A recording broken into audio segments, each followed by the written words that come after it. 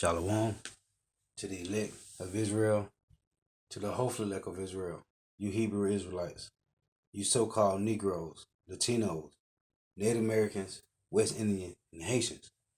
Gotta give all praise, honor, and glory to Yahweh, Bahashem, Yahweh Shai, the Most High, the Heavenly Father.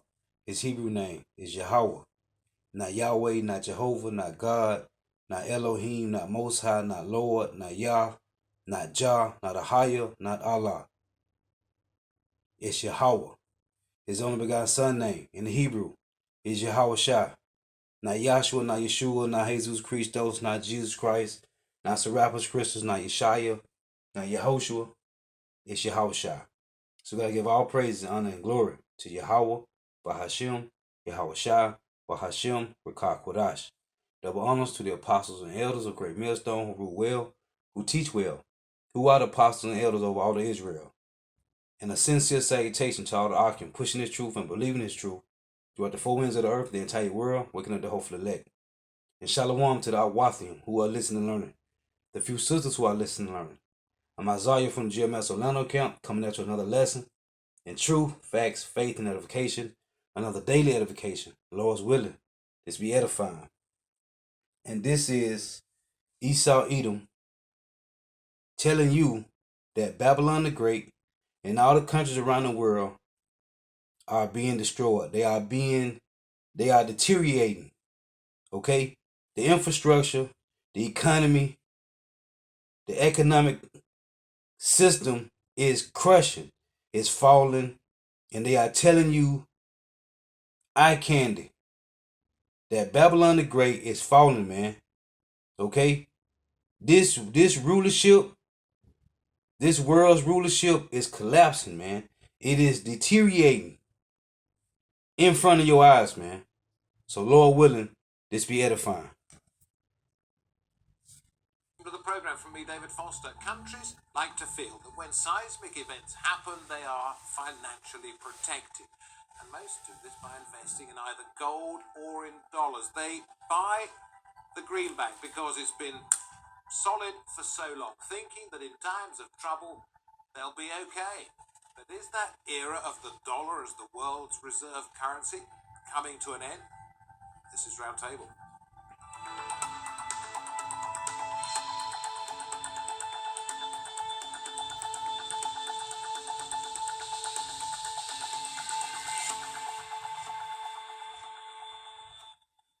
Now, instead of looking to the West and to the USA, there are those casting their eyes eastwards to a growing and increasingly powerful China.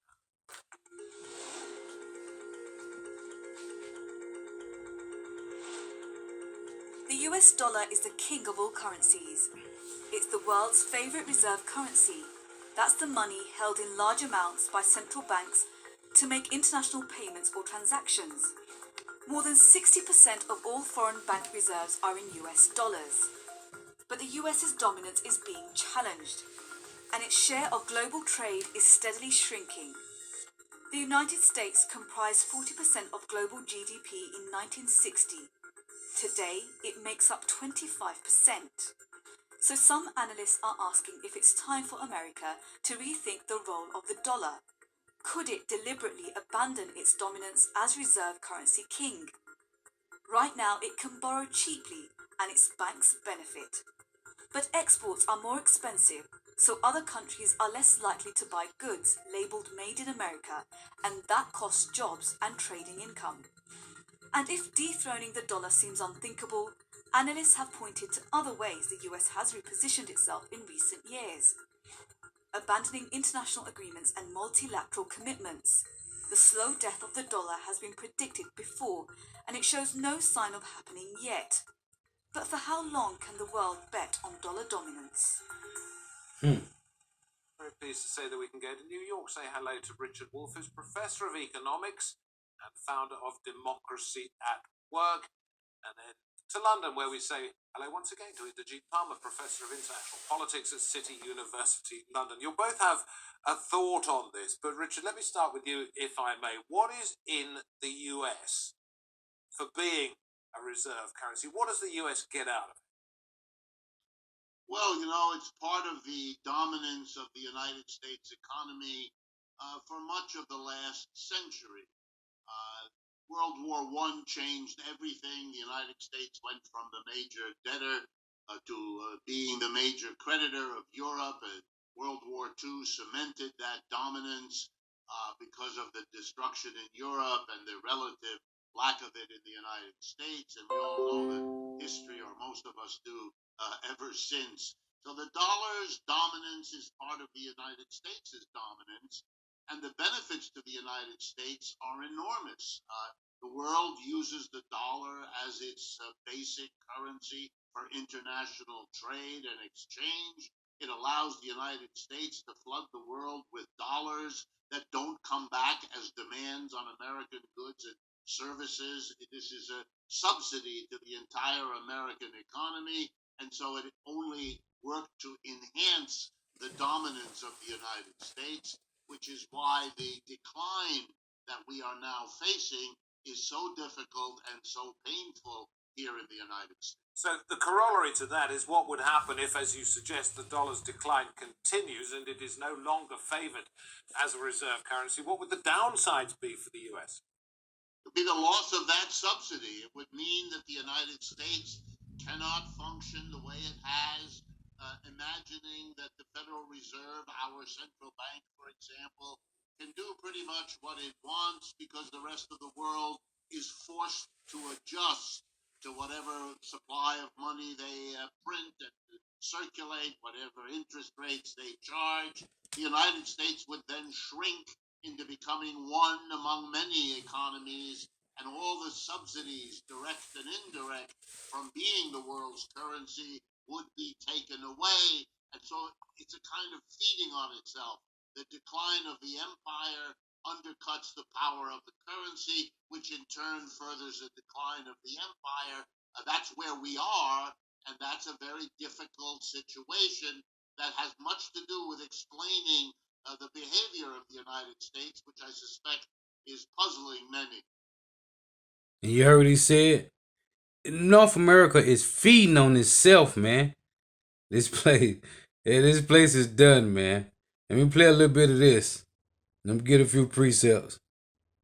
Thanks, Christian. Wade Davis, thanks for joining us. This has been a popular concern among critics of the president, this idea that the American empire is unraveling. And I want to start with just a little quote from the essay that you had penned for Rolling Stone. And you said in there, "No empire long endures, even if few anticipate their demise. Every kingdom is born to die. The 15th century belonged to the Portuguese, the 16th to Spain, 17th to the Dutch, France dominated the 18th, and Britain the 19th. Why do you think that this is the end of the American empire or the American era?" Well, I think, obviously that's not something I'm looking forward to. And I think if the era does slip away, we're going to be very nostalgic for it, particularly if the weight of history moves to China with that political structure. I was really at this piece trying to look at it through the cultural lens. It's interesting. The arguments have always been about morbidity and mortality as if it was a medical story. At one side saying that these figures are really desperately terrible, the other side saying, oh, we're exaggerating, and so on. And it struck me that the real issue was what this pandemic meant in this moment of time. The Black Death, of course, changed European history by wiping out half the population of Europe and transforming the economy. But we also have had other pandemics. My own grandfather died in the Spanish flu in 1919. Millions of people died. Yet that didn't shake history because it happened in a time when the world was already numb from death, And people forget that, for example, in the summer of Woodstock, when 500,000 kids swam around together in the mud in New York State, there was a major Hong Kong outbreak that left people in Berlin storing corpses in subway stations because... And if you remember what the guy Richard Wolff said in the other clip, hey, America is feeding on itself, man. Okay? If you understand anything about famine, man, okay? If you understand about famine, that's your body feeding on itself, man. And as it tell you in Lamentation that you pine away stricken, man. That's America from the inside out. This place is done, man. It's on the last leg. It's barely kicking. North America is on life support, man. So for all you people, all you bugged out Jakes, 2/3 talking about we just want to be left alone. We just want justice and peace. Ain't gonna be no justice here, man. Ain't gonna be no peace here neither, man. Okay? When you read Jeremiah 23, man, we waiting on Yahweh to come back and bring justice, man. In Isaiah 48 and 22, Yahweh said, there shall be no peace to the wicked, man. There is no peace in this place. This place is done, man. And we looking for it to go down at any moment, man. A righteous person would be in mourning, man, longing for the Lord to destroy this place. As the scriptures say in 2 Peter 3, man, we hasten in the day that Yahweh sent back Yahweh Shai, man, to redeem the elect. Hey, even if we ain't a part of the elect, man, we ready to get the hell out of here, man. This place is filthy, man. It's polluted, and it will destroy you, man. And even these Edomites know this place is done, man. As the hospitals got overrun. So what's different now? I think what's different now is first, obviously, the global reach of both technology to disseminate the story and the global reach of travel to disseminate the virus. Remember that when Woodstock happened, the vast majority of Americans had never taken a commercial flight. So these two things have come together, and it's created changes in our lives. But people are always adapting. You know, we're always dancing with new possibilities for life. We'll get used to working from home. We'll get used to having theaters shutter, restaurants, this and that. And, you know, the economic challenge will hover over the economy. But unless there's a total collapse, we'll be all right on that front as well. But what has changed is the absolutely astonishing impact this had on the reputation of the United States and the myth of American exceptionalism. Here we were, a nation with 2,000 people dying a day, discovering that we were living kind of in a failed state, ruled by a kind of a dysfunctional government, led by someone who clearly intellectually could not even begin to understand the significance of what was happening all around him. So is the critique more... Why would they understand, man? Okay? These devils don't understand nothing but to be carnal-minded, man. They don't understand money, man, and weapons. The Lord didn't give them the spirit, man. Okay? They don't have the spirit of understanding, man. They don't understand what's going on, why it's going on, and the way it's happening, man. They don't understand. But guess what? The hopeful elect do, man. Because we read the scriptures, man. And we understand this is the fall of the revised Roman Empire, man. They must be taken out of the way as all others. This is Isaiah 47 and 1. Come down and sit in the dust, O virgin daughter of Babylon. Why is it called a virgin daughter of Babylon? Because it never have been spoiled in war before, man. This place know nothing about war, famine, pestilence, like all these other nations do, man. Okay, even all these other countries know about war, famine, and pestilence, man. But not North America, not Babylon the Great. And say, come down and sit in the dust, O virgin daughter of Babylon. Sit on the ground. There is no throne, O daughter of the Chaldeans, for thou shalt no more be called tender and delicate. This place ain't gonna be called the land of the free, the home of the brave. That's that. It shall no more be called tender and delicate. This ain't gonna be the best place in America, in the world. No, man. This is gonna be a desert land, man. Okay, a desert land, man. It's gonna be like the Sahara Desert, full of scorpions and snakes and vultures and buzzards and all type of animals that have no need of this type of world, man. It says it should be caged with every foul and unclean and hateful bird, man. Okay? These birds have no need for the life that Esau Edom have created here, man. These birds, all they need is to feed off your flesh, man. These uncaged and hateful birds, man. This place is done, man. It's a desert already. When you watch certain movies like Resident Evil, they show you how the desert was taking back Las Vegas, man. In the movie Resident Evil, man. Okay? This place is done, man. More about the specific government response and perhaps the president than it is about America in general? I mean, are those two the same? No, they're not. I think Hey, that's why the Lord called he called the birds and tell the birds gather together round about, man. Okay? These birds is finna have a feast, man. On dead bodies, man. This place is done, man.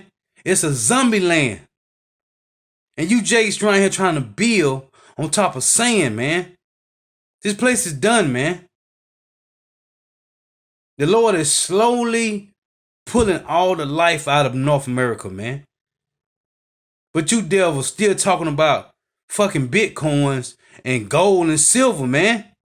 This place is done, man.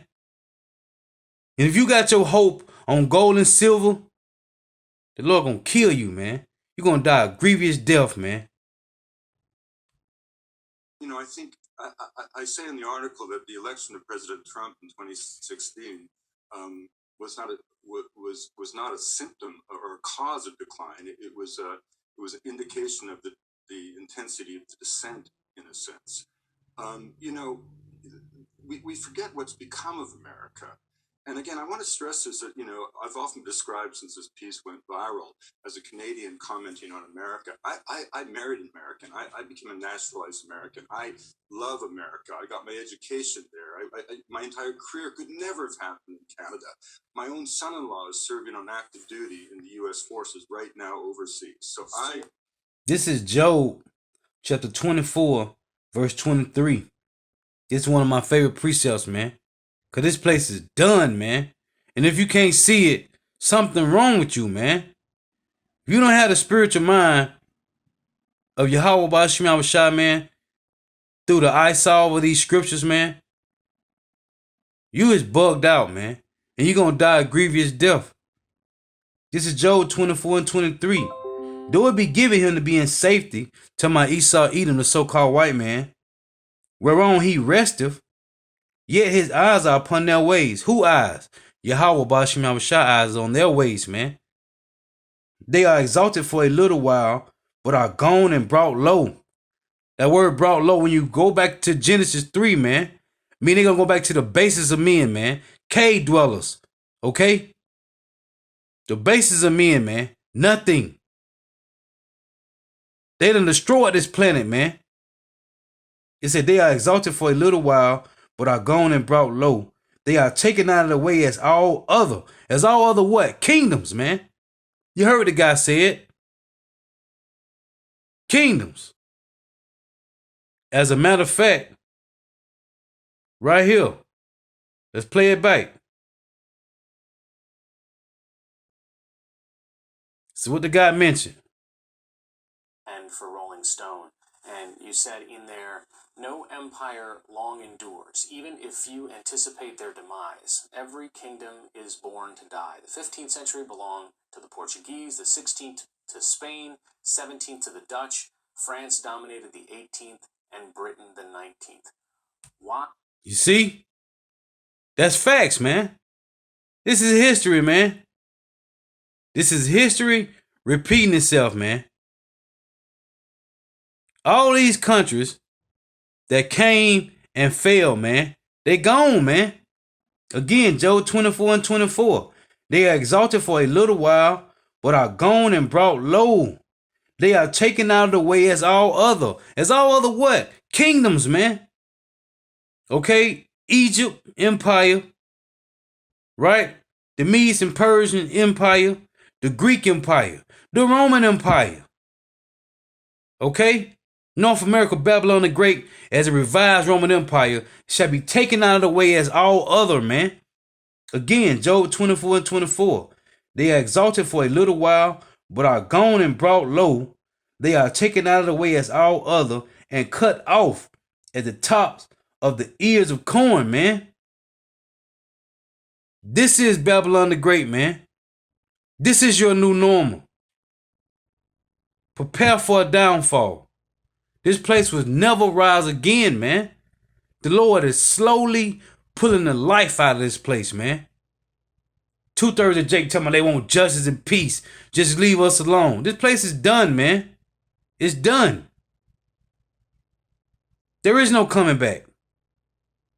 So you're saying this, what, out of love? Yeah, it's, you know what I think it is? It's like a family intervention. You know, if you have an intervention, the first thing you have to do is hold the mirror to the person to show you where they've gotten to. One of the most remarkable correlations of this whole crisis is to look at a difference in performance between the true social democracies of the world, whether it's Canada, New Zealand, Denmark, or the Scandinavian nations, compared to the United States. And, you know, I've also had some criticism of this article by Canadians who keep saying, oh, it's not so great in Canada. Well, of course it's not so great in Canada. We're no perfect place.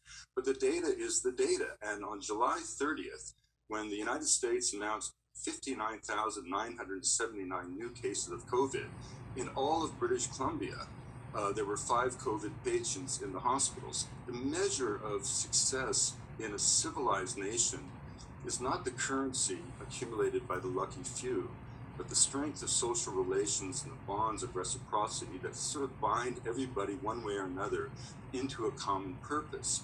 I mean, people in the United States just forget what they did. They saved civilization.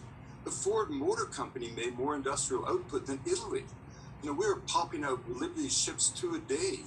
The record for building a Liberty ship was 4 days, 29 hours and 17 minutes from scratch. You know, I mean, literally, industrial might of America, together with the blood of Russian soldiers, literally saved civilization. You know, we end up spending $6 trillion since 2001 on military adventures. We've, you know, if China's never gone to war since the 1970s, we've never been at peace. And in that time, China... Hey, these people, man. Hey, but you know what? The Lord said what? This is Isaiah 43 and verse 19. Behold, I will do a new thing. Now it shall spring forth. Shall ye not know it? I will even make a way in the wilderness and rivers in the desert. The Lord said he will create a new thing on the earth, man. What is it? Destruction, man.